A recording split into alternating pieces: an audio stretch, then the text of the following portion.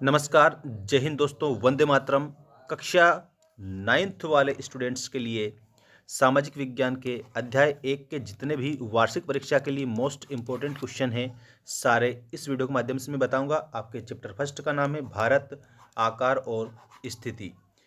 आइए स्टार्ट करते हैं आपकी वार्षिक परीक्षा के लिए अति महत्वपूर्ण प्रश्न। यहाँ आपका फर्स्ट क्वेश्चन सही विकल्प चुनकर लिखिए में दिया गया है। भारत के मध्य से गुजरने वाली कर्क रेखा का मान है। मतलब कहने का अर्थ, भारत के मध्य से जो कर्क रेखा गुजरती है उसका मान कितना है। तो इसमें 23 डिग्री 30 इंच उत्तरी अक्षांश आपको उत्तर में बताना रहेगा। ऑप्शन नंबर आपका थर्ड करेक्ट है। इसके बाद देखिएगा, किस महाद्वीप का हिस्सा है हमारा प्यारा भारत। भारत किस महाद्वीप का हिस्सा है। तो भारत जो है एशिया महाद्वीप का हिस्सा है। किस महाद्वीप का? एशिया महाद्वीप का हिस्सा है। और एशिया जो महाद्वीप है इसमें हमारा भारत एक प्रमुख देश है।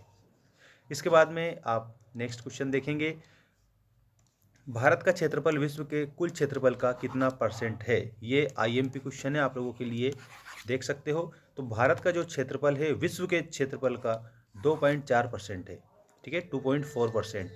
और इसके बाद में देख सकते हो आप, आपका अगला जो क्वेश्चन है, भारत के उत्तर में स्थित नवीन वलित पर्वत श्रृंखला है। तो भारत के उत्तर में वलित पर्वत बताना है कौन सा है। तो यहाँ पर आप लोगों को एक बात मैं बता देता हूँ, हिमालय जो है ये वलित पर्वत की श्रेणी में आता है, ठीक है। तो ये किधर है? तो उत्तर में स्थित है, ये आपको याद रखना है, ठीक है। और इसके बाद में नेक्स्ट क्वेश्चन है आप लोगों का, निम्न में से कौन सा जोड़ा नवनिर्मित केंद्र शासित प्रदेश का है। नवनिर्मित का मतलब नया बनाया गया। नवनिर्मित का मतलब नया बनाया गया। नया बनाया गया केंद्र शासित प्रदेश कौन सा होगा। तो यहाँ पर जम्मू कश्मीर लद्दाख, ये आपको याद रखना है, जम्मू कश्मीर लद्दाख, ठीक। ये आपका ऑप्शन नंबर जो थर्ड है ये इसमें आपका करेक्ट होगा, क्योंकि ये नवनिर्मित है और नया बनाया गया है, ठीक। इसके बाद में आपका नेक्स्ट क्वेश्चन देख सकते हो आप सभी, कर्क रेखा भारत के कितने राज्यों से होकर गुजरती है। ये प्रश्न भी कई बार पूछा गया है, ठीक है। तो इसको भी आप लोग सही तरीके से याद रखेंगे। कर्क रेखा भारत के कितने राज्यों से होकर गुजरती है का करेक्ट उत्तर होगा 8 राज्यों से होकर गुजरती है, ठीक है। नेक्स्ट क्वेश्चन है आपका, देश का सबसे पूर्वी देशांतर निम्न में से है। देश का जो पूर्वी देशांतर है वो इसमें आप लोगों को बताना है 97.25 पूर्वी देशांतर, ठीक है। मतलब 97 डिग्री 25 इंच पूर्वी देशांतर है, आप लोगों को ऐसा ध्यान रखना है। इसके बाद में यहाँ पर आपका अगला प्रश्न आ चुका है, अरुणाचल प्रदेश और गुजरात के स्थानीय समय में कितना अंतर हो सकता है। तो इसका करेक्ट होगा 2 घंटे। 2 घंटे अंतर हो सकता है, किसका? एक तो अरुणाचल प्रदेश का और गुजरात का, ठीक। इसके बाद में देखिए, भारत के दक्षिणतम में कौन सा सागर है। भारत के दक्षिणतम में कौन सा सागर है, इसमें आपका करेक्ट उत्तर होगा हिंद महासागर, ठीक है। हिंद महासागर आप इसमें लिखेंगे। और इसके बाद में आप देख सकते हैं, ये आपका नेक्स्ट और लास्ट क्वेश्चन आ चुका है, अरब सागर में कौन सा द्वीप स्थित है, ठीक है। इसके बाद में मैं आप लोगों को खालिस्तान बताऊंगा।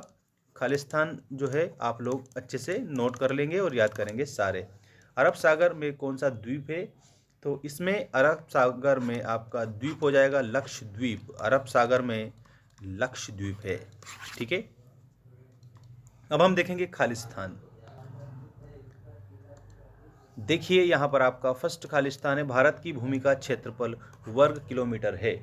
तो इसमें आप लोगों को क्या बताना है,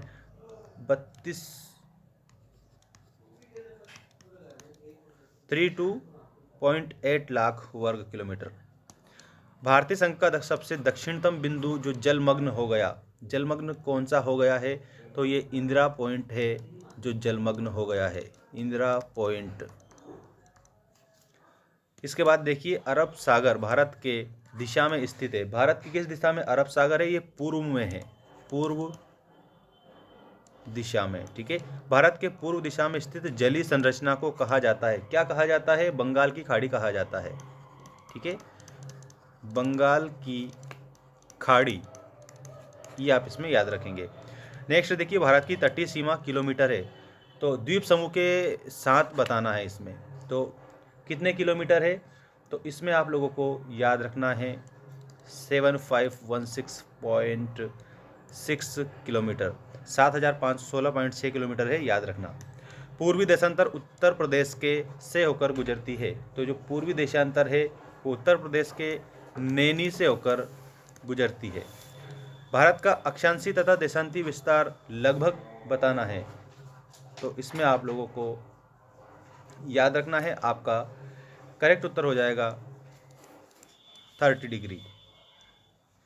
इसके बाद विश्व में महाद्वीपों की संख्या, विश्व में 7 महाद्वीप है। कितने हैं, विश्व में 7 महाद्वीप है। और इसके बाद में आप यहाँ पर देख सकते हो, विश्व का सबसे बड़ा महाद्वीप, विश्व का सबसे बड़ा महाद्वीप है एशिया महाद्वीप, जिसमें हमारा भारत है। पृथ्वी पर महासागर है, पृथ्वी पर कितने महासागर है, तो पृथ्वी पर 5 महासागर है। ठीक है, ये आप लोगों को करेक्ट बताना है। और इसके बाद में अब हमारे जो अगले जो क्वेश्चन हैं वो आ चुके हैं। एक वाक्य में उत्तर दीजिए। देखिए यहाँ पर पहला प्रश्न है, पृथ्वी के मध्य में 0 डिग्री अक्षांश रेखा को किस नाम से जाना जाता है। तो जो पृथ्वी के मध्य 0 डिग्री वाली रेखा है उसको भूमध्य रेखा कहा जाता है। आप उत्तर में लिखेंगे भूमध्य रेखा। भारत के स्थलीय पड़ोसी देशों की संख्या कितनी है, तो भारत के स्थलीय पड़ोसी देश जो है ना 8 स्थलीय पड़ोसी देश हैं, याद रखना आप सभी। अंडमान निकोबार द्वीप समूह कहाँ पर स्थित है, तो ये अंडमान जो द्वीप समूह है ये बंगाल की खाड़ी, आप इसमें बताएंगे बंगाल की खाड़ी, बंगाल की खाड़ी के पास में स्थित है। स्वेज नहर के बनने से यूरोप और भारत के मध्य कितनी दूरी कम हो गई है, कितनी दूरी कम हो गई है, तो इसमें आपको बताना है 7000 किलोमीटर। ठीक है, स्वेज नहर किन 2 सागरों को जोड़ती है, तो लाल सागर और भूमध्य सागर को जोड़ती है। लाल सागर प्लस भूमध्य सागर, भूमध्य सागर किस किस को जोड़ती है, लाल सागर और भूमध्य सागर को जोड़ती है। भारत के उत्तर पश्चिम में स्थित पड़ोसी देशों के नाम आपको लिखना है। तो भारत के उत्तर पश्चिम में स्थित जो पड़ोसी देश है ना उसमें नेपाल भूटान, याद रखना आप सब। ठीक है, नेपाल भूटान, नेपाल भी है और भूटान भी है। इसके बाद भारत के द्वीपीय स्थिति वाले देशों का नाम बताइए। द्वीपीय स्थिति में अंडमान निकोबार आ जाएगा, लक्षद्वीप आ जाएगा, मालदीव आ जाएगा। ठीक है, यहाँ पर मैं लिख देता हूँ, याद रखना आप सभी, अंडमान निकोबार, अंडमान निकोबार और इसके अलावा लक्षद्वीप, मालदीव। यहाँ ऊपर मैं लिख रहा हूँ लक्षद्वीप और मालदीव। इसके बाद में देखिएगा अगला, पूर्व में स्थित भारत के पड़ोसी देशों के नाम। पूर्व में स्थित जो भारत के पड़ोसी देश हैं उनमें आप लोगों को देखिएगा, पूर्व में स्थित भारत के पड़ोसी देश में म्यांमार और चीन आपको करेक्ट याद रखना है। म्यांमार, चीन, ये पूर्व में स्थित है। भारत की सबसे लंबी तट रेखा वाला राज्य, सबसे लंबी तट रेखा वाला राज्य है गुजरात। भारत के केंद्र शासित प्रदेशों की संख्या कितनी है, तो अब आप लोगों के 9 केंद्र शासित प्रदेश हो चुके हैं, 9 केंद्र शासित प्रदेश है। ठीक, इस प्रकार से आप इसे बताएंगे। अब मैं आपको सत्य असत्य वाले क्वेश्चन बता रहा हूं। देखिए यहाँ पर आपका पहला है सत्य असत्य लिखिए में, भूमध्य रेखा को विषुवत या भूमध्य या वृत्त भूमध्य रेखा के नाम से जाना जाता है। ये आपका बिल्कुल सही होगा, इसमें आपको सत्य बताना है। भारत दुनिया का क्षेत्रफल की दृष्टि से 7वां बड़ा देश है, तो बिल्कुल आप लोगों को ये भी क्या बताना है, ये भी आपको सत्य बताना है, 7वां बड़ा देश है क्षेत्रफल की दृष्टि से। और भारत के दक्षिण में हिंद महासागर स्थित है, तो यहाँ पर आपको सही बताना है इसको। इसके बाद में आप नेक्स्ट देखिएगा, भारत की स्थल सीमा लगभग 7516.6 किलोमीटर है, तो इसमें आप लोगों को क्या बताना है, असत्य बताना है। इसके बाद में आप लोगों का जो अगला जो क्वेश्चन है वो आप देख सकते हैं यहाँ पर, स्वेज नहर का निर्माण 1869 ईस्वी में हुआ था, तो ये आपका सही है। क्षेत्रफल की दृष्टि से रूस विश्व का सबसे बड़ा देश है, ये भी आपका सही है। लक्षद्वीप समूह अरब सागर में स्थित है, तो ये भी आपका सही होगा। और भारत और श्रीलंका के धरातल को पृथक करने वाली जल राशि पाक जल संधि, तो ये भी आपका सही है। ठीक है, देख सकते हो आप सभी।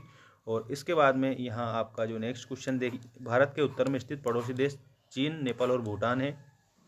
तो यहाँ पर आप लोगों का ये क्या हो जाएगा, असत्य हो जाएगा।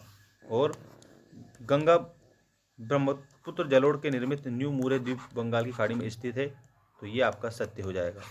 ठीक है, और इसके बाद में ये आपकी सही जोड़ी है, आप देख सकते हो यहाँ पर ये सही जोड़ी आ चुकी है। पाकिस्तान भारत के पश्चिम में पड़ोसी देश। भारत 2.4% क्षेत्रफल विश्व का। राजस्थान क्षेत्रफल में सबसे बड़ा राज्य।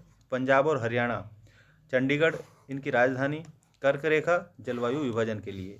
ठीक है, बाकी IMP मोस्ट जो आपके प्रश्न हैं वो नेक्स्ट वीडियो में आपको बताए जाएंगे।